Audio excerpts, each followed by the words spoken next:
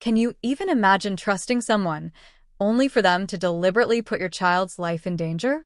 I certainly couldn't, until my sister-in-law orchestrated a prank that left my little boy unconscious, sparking a chain of events that ripped our family apart and landed her own daughter in therapy. So, here's the thing. I'm 32F and my husband Jay, 33M, and we've been married for 6 years now. We have a 4-year-old son, Egon. My in-laws, they never really loved me, you know? It's a cultural thing, a religious thing. They're super devout, and I'm not. They convinced themselves I was the reason Jay drifted from his faith, which is ridiculous. He was already questioning things long before we even met. But try telling them that. So for a while it was pretty icy. Things did thaw a lot after Egon was born. My mother-in-law started coming over, and we actually had real conversations. She began to understand me, and I think I understood her a little better too. My father-in-law, bless him, he mostly just stays out of the drama. He's always been respectful, and that's all I ask. Both of them absolutely adore Egon, and he loves them right back. So, yeah, it got better with Jay's parents. It meant the world to Jay, because he's always been close to them. But then there's Joanna, my sister-in-law, Jay's older sister, 40F. She has a 5-year-old daughter, Rachel. 2 years ago, Joanna's husband left her. Why? She was caught having an affair with his best friend. It was an absolute mess, a scandal. He fought tooth and nail for custody of Rachel, and now he only gets her on weekends. Jay and we didn't condone what Joanna did, not one bit, but she was family. So, we stood by her. During that awful time, I offered to help. I told Joanna she could drop Rachel off with me while she sorted out her court stuff, looked for a place to live, found a job. Honestly, it wasn't a huge deal for me. Egon was around the same age, and I thought having a cousin to play with would be great for both of them. So for about a month, Rachel was at my place every weekday. She and Egon became inseparable. When Joanna finally took Rachel back full-time, Rachel was so upset. And Joanna, being Joanna, took it personally. She started thinking Rachel preferred me, which was just ridiculous. Rachel is a little kid. She just liked playing with her cousin. I told Joanna this, repeatedly. I tried to explain that if we could just arrange more playdates, the problem would solve itself. I knew Joanna was struggling. Her emotions were all over the place, even if she was the one who cheated. I didn't blame her for being emotional. But then, she accused me. She actually accused me of trying to steal her daughter. That's when Jay stepped in. He laid into her, told her she should be grateful for our help, not pulling an attitude. After that, she went low contact with us. It really hurt me, mostly because it hurt the kids. What Joanna didn't know was that Rachel's dad, Noel, would bring her to our place on weekends so she could still see Egon. He swore Rachel to secrecy, but we all knew it was only a matter of time before she spilled the beans. She was only 3 then, after all. Still, we thought it was worth the risk. When Joanna eventually found out, it was, predictably, a huge drama. My in-laws had to step in, told Joanna to stop being so stubborn and think about her daughter. Eventually, after a lot of convincing, she finally agreed to let Rachel and Egon play together regularly. And they adore each other. They're like siblings, so close in age, they just click. It's wonderful to watch. Jay and I had decided to only have one child, and I always felt a little sad Egon wouldn't have a sibling. But with Rachel, we get the best of both worlds. They took turns. Sometimes Rachel came to us. Sometimes Egon went to Joanna's or even Noel's, and often they'd be at my in-laws' place. Things seemed okay. Never once did I suspect Joanna was harboring such deep resentment against me for all those years. If I had, I would have put Egon's safety first. Now, I can't help but feel like I failed as a mother. For the last 2 years, things had been fine with Joanna. The kids got along, and that was what mattered. But everything changed yesterday. Jay is out of town for work, and my in-laws are on vacation. It's just me and Egon. 2 days ago, I started feeling really sick, fever, nausea. Nothing serious, but I was wiped out. Yesterday, it was Rachel's turn to come over, but I barely had the energy for one kid. let alone 2. I called Joanna to cancel, explained I was sick. And then, something I never expected, she kindly offered to take Egon for the day so I could rest and recover. I was so grateful, profusely grateful. Egon would get his fun day with Rachel, and I would get precious time to sleep. We finalized the plan. She'd pick him up, take both kids to the adventure park in town, and then they'd even have a sleepover at her place. It sounded perfect. They'd have a blast. I'd get a full day to myself. I honestly thought she finally felt sorry for me, that this was a genuine gesture of kindness, something she rarely showed. I never, ever guessed something was amiss. The next day, yesterday, she came around noon and took Egon. I told her to send me updates and she just waved me off, saying not to worry, he'd be fine. The minute they walked out the door, I crashed. I was still feverish, desperate for sleep. No stress, no anxiety, just pure exhaustion. Egon was safe. He was with his aunt. What could possibly go wrong?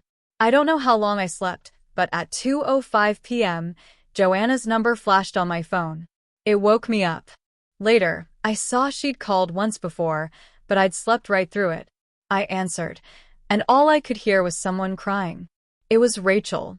Her little voice, choked with sobs, said, "Mommy said it's a little prank, but he isn't waking up." My heart stopped. The world spun. Egon? My blood ran cold. I immediately called 911, my hand shaking so hard I could barely dial. Then I called Jay somehow. Before I even had time to fully process what was happening, I was in my car, racing to the adventure park, sirens wailing behind me. When I got there, paramedics were already working on Egon. He was covered in hives. His face and eyes were swollen shut. He was barely responsive. I rushed to the emergency room, absolutely fuming. I wanted to tear Joanna apart, but Egon was my priority. The doctors asked if he had any allergies. Yes, I choked out. He has a severe nut allergy. Everyone knows. They asked if he'd accidentally eaten anything containing nuts. I told them he wasn't with me, he was with Joanna. Joanna, standing there, calmly denied everything.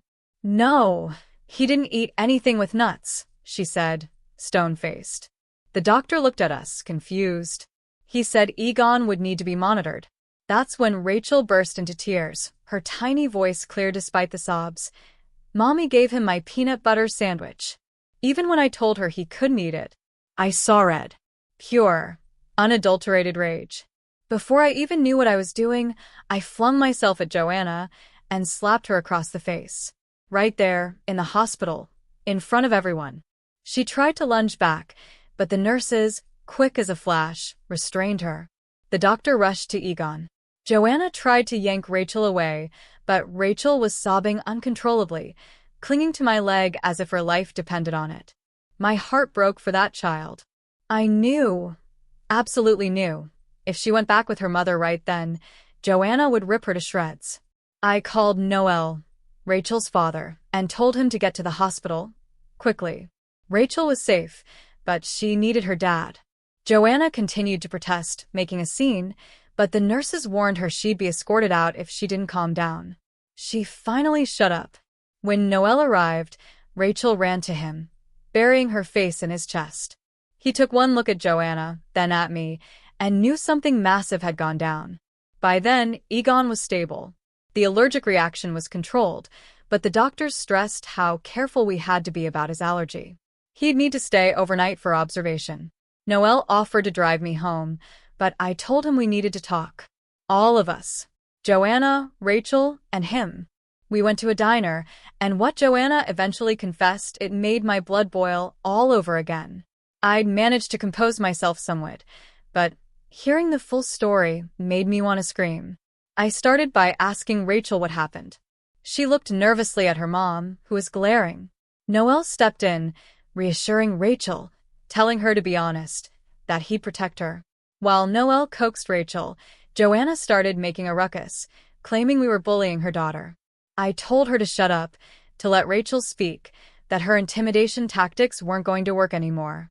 It took some time, but Rachel finally told us. Joanna had given them money for sandwiches. Rachel got peanut butter, Egon got fruit jam. On their way back, Egon asked Rachel for a bite of hers. Rachel, bless her heart, said no, because Egon couldn't eat peanut butter. Everyone in the family knows about his allergy, even Egon himself. He looked a little sad, but didn't make a fuss. When they got back to Joanna, and why wasn't Joanna with two tiny kids at an adventure park? It's beyond me, Joanna asked why Egon was so mopey. Rachel explained he wanted a bite of her sandwich. Joanna got mad.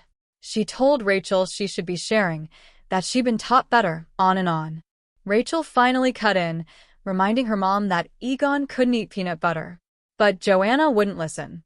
They started fighting. Rachel tried to resist, but Joanna called her own daughter a greedy little brat and snatched the sandwich from her. Rachel said both she and Egon were crying.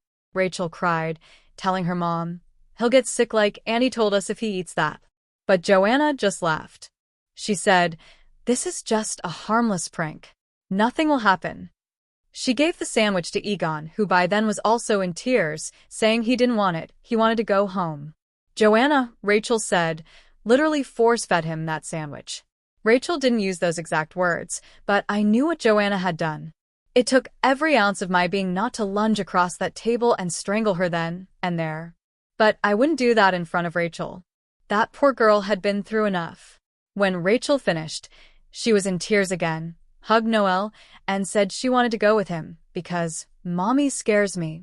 All the while, Joanna scoffed, trying to discredit Rachel. Noel asked Joanna if she had anything to say in her defense. She just sneered, "I have no need to defend myself from the likes of her." She said if I chose to believe a 5-year-old over a grown woman, I needed to get myself checked. I didn't fight with her. I was utterly exhausted. But I told her, "You had your chance to explain. You blew it. So I'm taking Rachel's version as truth and proceeding accordingly." She retorted that I had no power to do anything. I just stared her down. "Watch out," I said. "You might be family, but Egon comes first for Jay and me. And while I'm being kind to you now, you have no idea what Jay will do when I tell him." That's when the panic finally set in.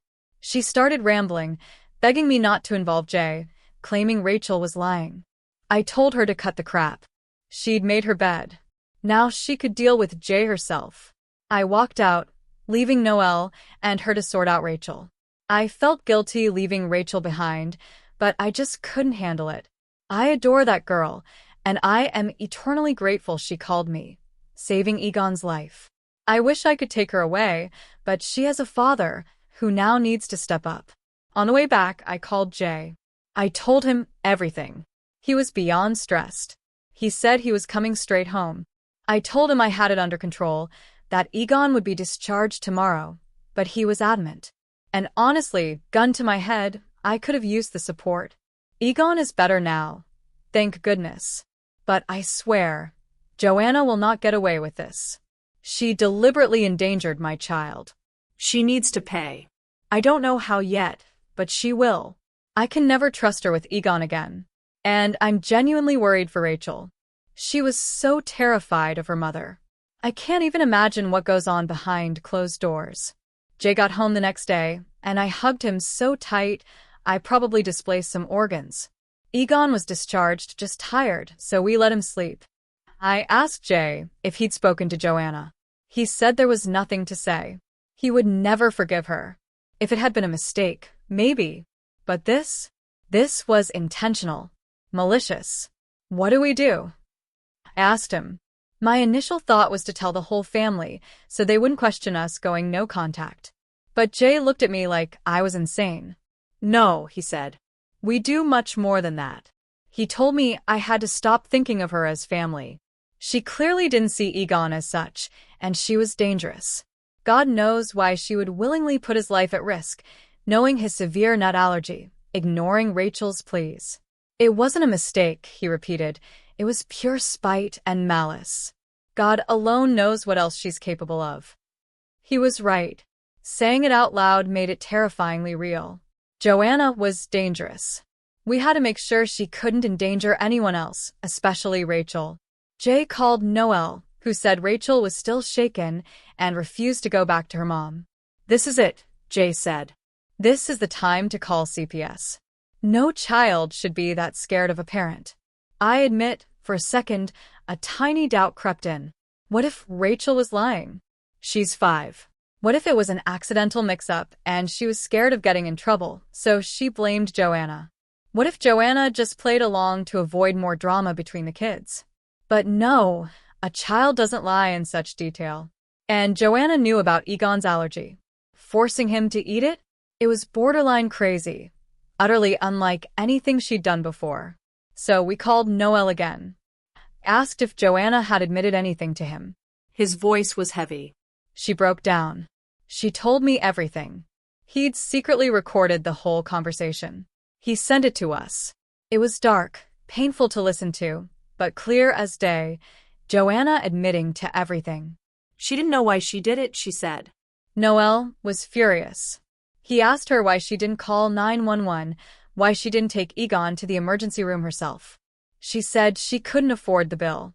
You should be thankful Rachel called, he told her. If she hadn't, Egon would have died. She was sobbing, apologizing, but I felt nothing but cold rage. It hit me then, the full, terrifying seriousness of it all. If Rachel hadn't been smart and brave enough to call me, Egon would be dead. I owe that kid my son's life.